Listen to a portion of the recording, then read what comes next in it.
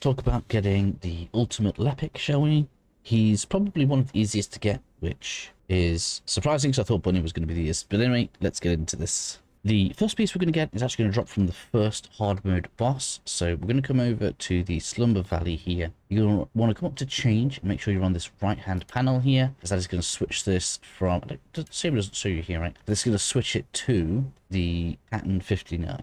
This is a 20% drop, so if you farm 10 of them, you'll be pretty much over the odds and should have a pretty good time grabbing it from the Executioner. The boss isn't too difficult, you really shouldn't have any trouble with that. Once you've done that, you should now have the Stabilizer, which means we can move over to 69 for the Catalyst, which drops from the Unknown Laboratory. Again, we're going to want to come over, change this, so that we can see the catalyst there. 10% drop chance. So again, I like to double the odds. So this is 1 in 10. So grab yourself 20. It does mean you're going to be running the Dead Bride quite often, but she does drop some good set items and some good mods. So don't worry too much about that either. If you guys want boss guides, I could probably try and do something like that for you. But realistically, she's just the same as the normal mode boss, apart from she's just got way more health and stats. Just make sure you're going in there with a decent build and a decent crew, and you should be fine. For the next two parts then, I'm going to recommend that you switch over to Sharon, because we're going to do some stealth. And we're going to run some void fragments and outposts, because this is going to make things a little bit easier. And doing this, you can actually prepare yourself for some other ultimates as well, because Lepic's cells drop with one of the Viesa parts and his code drops with one of the Ajax parts. So that's what we're going to recommend here.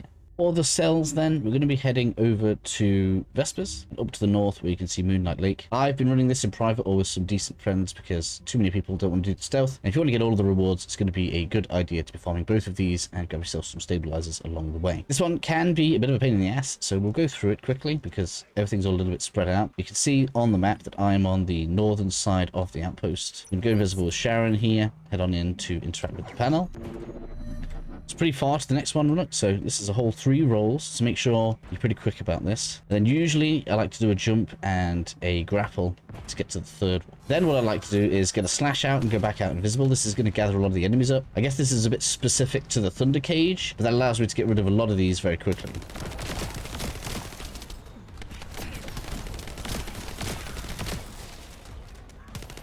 That leaves us with the main boss then, which is one of the bomb guys, and he keeps on spawning these explosive, I don't know what we're supposed to call them, but they're very annoying. Don't be too disconcerted if you happen to go down, because it can happen. When he goes to his 2nd phase, because this is a 2-phase boss, we're going to go invisible, get our blades out, get most of those to finish him off. Alright, so rinse and repeat that. We like to play the odds here, right? So the drop rate here is 32%, so you don't need to have too many of these. You don't want to be using the stabilizer for the Lepic part specifically. So go ahead and grab about 7 if you just want Lepic. But as you can see, we also have the ultimate Viesa part here. So if you actually want to farm up 20 of those and then use the stabilizers to get the Viesa part, I think that is probably an ideal thing to do with your time. It's probably going to give you like 15 to 25 runs on the boss here. So to farm up your shards accordingly if you want to be effective in just making sure that you're getting all of the rewards from this map. Just in case you want a recommendation for getting the organic shards for this boss, the best place to go is to Hagios and then down to the south where you can get the monomer shards.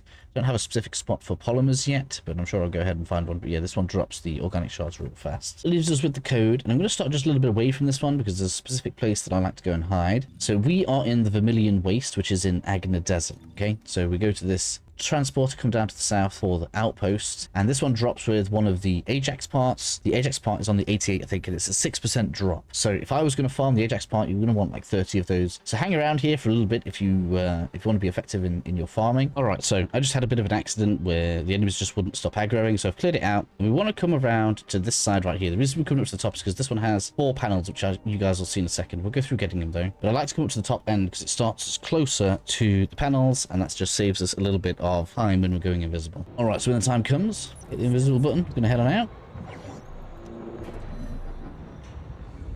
2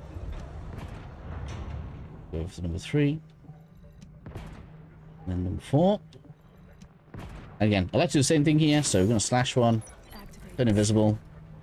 That's going to allow them all to gather up in the corner. This one doesn't have 2 health phases, so if you can get loads of these to pop around it, it'll die very, very fast. It's kind of been a bit far away there, but it's fine. There we go. Worked out nicely there, right?